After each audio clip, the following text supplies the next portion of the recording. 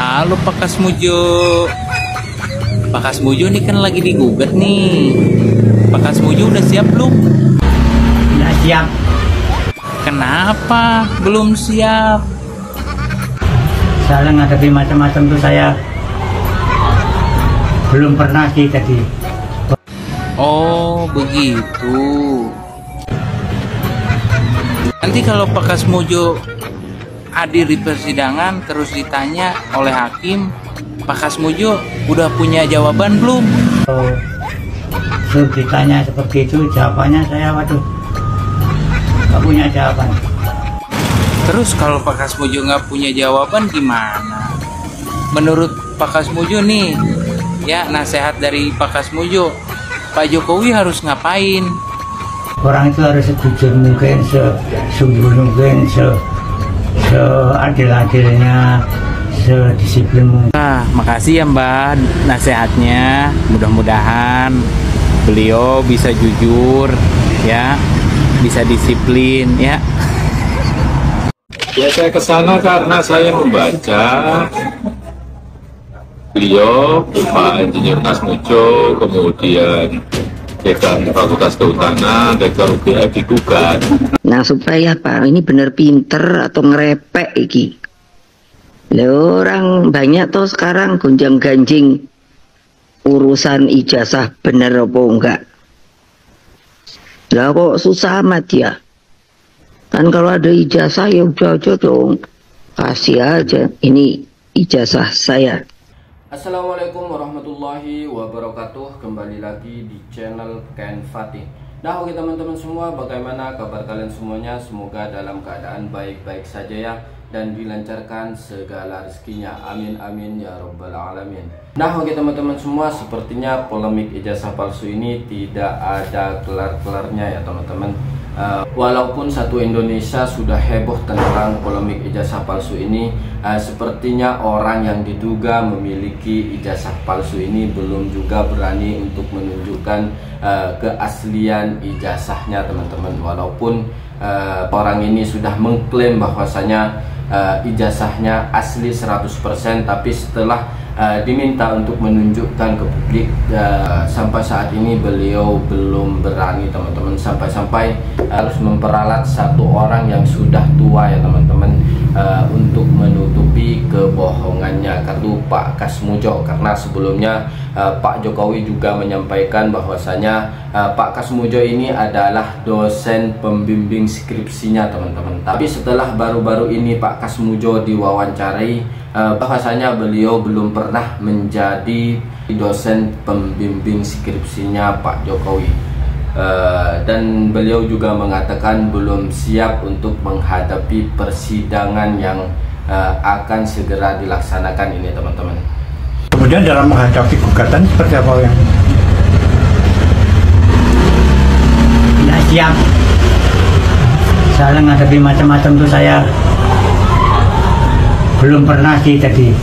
Orang itu harus sejujur mungkin, sesungguh mungkin, seadil-adilnya, sedisiplin mungkin. Jadi kalau ditanya seperti itu, jawabannya saya waduh nggak punya jawaban.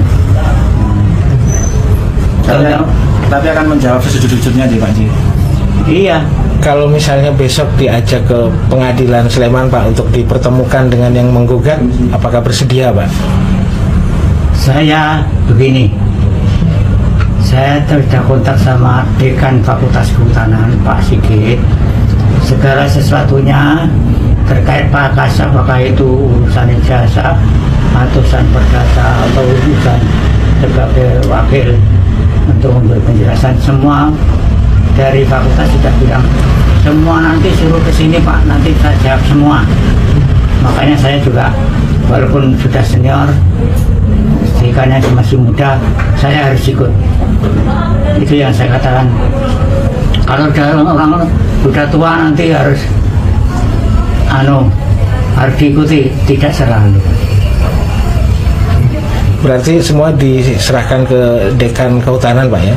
Dan desa sudah dijawab. Pokoknya nanti kalau ada segala sesuatunya. Kasihan juga ya teman-teman, kenapa harus memperalat orang yang sudah sepuh ya teman-teman. Padahal kalau memang ijazahnya ini memang asli 100%, tidak perlu merepot-repot dan membuat heboh satu Indonesia teman-teman. Cukup menunjukkan ijazahnya ke publik, sudah kelar masalah tentang polemik ijazah palsu ini, tanpa harus merepotkan orang satu Indonesia, apalagi merepotkan orang yang sudah sepuh seperti Pak Kasmujo ini teman-teman. Dan apakah pemujanya Mulyono ini belum juga sadar ya teman-teman, bahwasanya junjungannya ini adalah pembohong ulung atau pembohong handal teman-teman. Karena Pak Kasmujo yang diakui oleh Pak Jokowi adalah dosen pembimbing skripsinya, sekarang sudah mengaku bahwasanya beliau bukan dosen pembimbingnya Pak Jokowi. Dan di sini Dr. Ismun dan juga Dr. Tifa juga mengungkap kebohongan Pak Mulyono ya teman-teman, yang sampai saat ini Pak Jokowi belum bisa menunjukkan ijazah aslinya ke publik teman-teman. Nah oke teman-teman semua, ini dia videonya. Mujo nih begitu ya, kan bingung kita ya. Pada saat Jokowi jadi presiden ya, Jokowi menerangkan, saya bolak-balik pokoknya dimarahi lah, pokoknya keras Kasmujo, galak ya kan, bolak-balik membimbing skripsi, terima kasih karena Pak Kasmujo skripsinya bisa lolos, bisa selesai katanya. Kan sekarang berubah menjadi dosen pembimbing akademik. Yang nggak tahunya Jokowi ini perbedaan mendasar antara dosen pembimbing akademik maupun dosen skripsi. Ya, pembimbing skripsi inilah orang yang dipuja-puji oleh para ternak buzzer itu ya. Membedakan antara dosen pembimbing akademik dan dosen pembimbing skripsi pun nggak tahu. Yang penting apa yang keluar dari mulutnya Jokowi pasti benar. Itulah apanya, otak dangkalnya para pemuja Jokowi sampai saat ini ya. Mereka berperan di situ. Itu kan nggak bisa diubah lagi gitu. Ya, sekarang mereka peran berganti peran. Sekarang yang satu mengaku dosen pembimbing akademik, yang satu mahasiswa bimbingan akademiknya. Kan kacau kayak gini ya. Inilah ya, penipu itu harus banyak inkonsistensinya. Itulah indikasi dari penipu, inkonsistensi di mana-mana, gitu loh. Sampai sekarang nggak pernah Joko Widodo ini mengatakan pembimbing skripsi saya adalah Profesor Dr. Insinyur Ahmad Sumitro. Harusnya kan begitu sesuai yang ada di lembar pengesahan skripsinya dia. Itu nggak pernah keluar dari mulutnya. Kayaknya dia nggak kenal dengan Profesor Dr. Insinyur Ahmad Sumitro ini ya. Nggak kenal dia, gitu loh. Masa bisa pembimbing kita, pembimbing skripsi, Profesor Dr. Insinyur Ahmad Sumitro, tapi dia bilang Kasmujo. Di Prakata pun nggak ada Kasmujo sama sekali, maupun di lembar pengesahan skripsi. Kayak mananya orang yang sebagai mahasiswa, kan itu melawan intelijensi kita yang pernah menjadi mahasiswa ya. Apalagi saya pernah membimbing ratusan mahasiswa skripsi juga ya sakit hati. Anda tahu nama Pak Kasmujo nggak? Ya, beliau diaku oleh Jokowi sebagai pembimbing skripsi yang ternyata tidak benar. Karena jika melihat dari lembar pengesahan skripsi Joko Widodo, ternyata nama pembimbing skripsi adalah Dr. Insinyur Ahmad Sumitro. Siapa Pak Kasmujo ini sebenarnya? Beliau betul adalah dosen Fakultas Kehutanan UGM dan saat ini sudah pensiun, berusia 76 tahun. Artinya, ketika Jokowi mengaku skripsi tahun 1985, Pak Kasmujo saat itu masih berusia 36 tahun dan menurut lazimnya UGM di masa itu, sesuai dengan kepangkatan PNS juga, dosen muda di usia 36 tahun di masa itu pasti belum diizinkan untuk membimbing skripsi.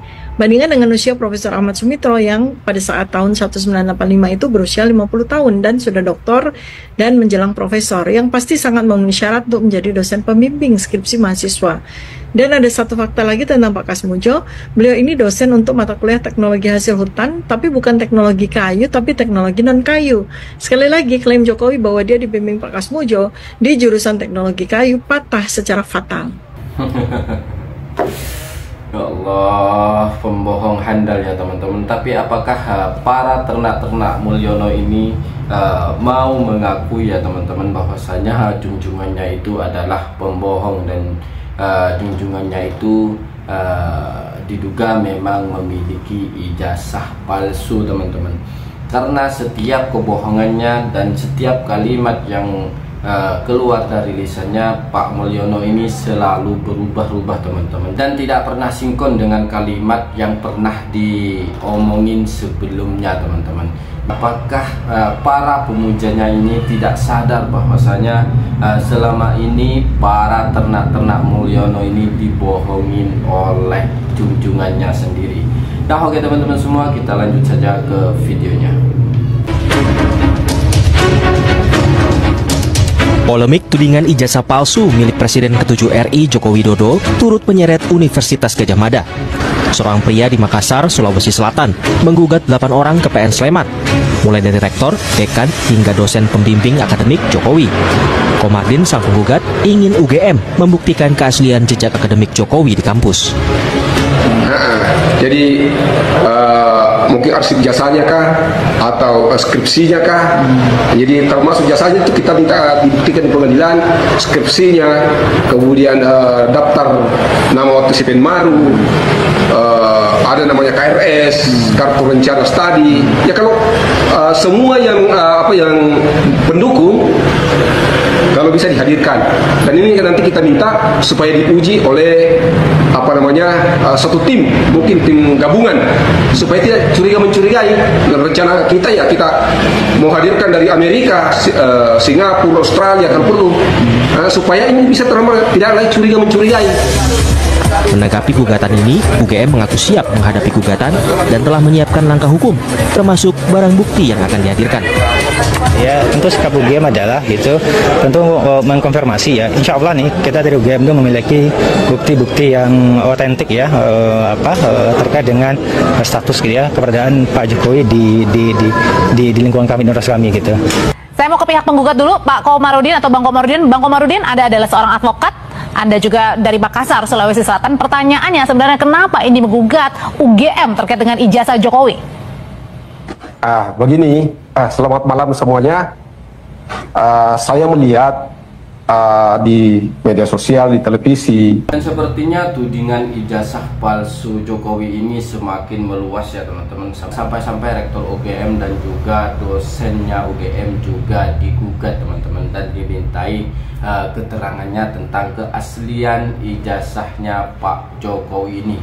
Dan juga komentar daripada netizen yang mengatakan bahwasanya Pak Jokowi ini sekarang sudah mulai resah teman-teman, karena segala kebohongannya yang selama ini ditutupi serapi mungkin sedikit demi sedikit sudah mulai terungkap, atau sedikit demi sedikit sudah mulai terbuka jalannya teman-teman untuk membuktikan keaslian ijazahnya Pak Jokowi.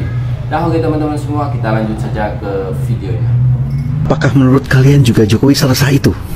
Banyak yang bilang seperti itu sih, yang karena kalau dari ada yang ngecek juga pembicaraan di media sosial ya, bahwa tren pembicaraan ke keluarga Solo ini negatif begitu kan, baik Jokowi maupun Gibrannya negatif, dan banyak bilang tumben-tumbenan kan Jokowi ini melapor kritikan ataupun ijazah palsu ke Polda Metro Jaya begitu ya, kenapa nggak di Polda Jateng gitu kan.